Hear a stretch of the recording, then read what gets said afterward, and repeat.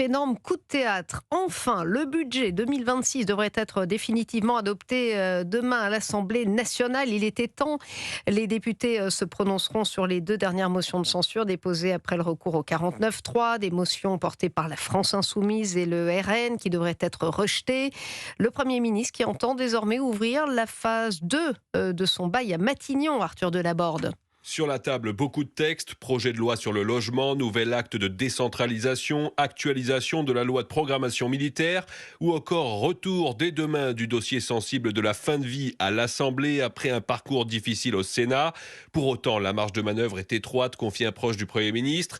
Pas de majorité, peu de temps et pas d'argent illimité, résume-t-il.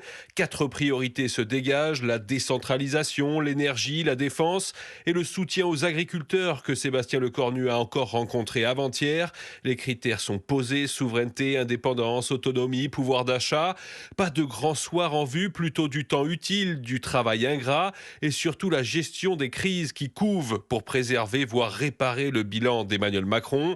Mais un poids lourd macroniste relève que dans une époque de détestation de la politique, la volonté de ne pas courir après 2027 affichée par Sébastien Lecornu est peut-être justement la stratégie la plus habile.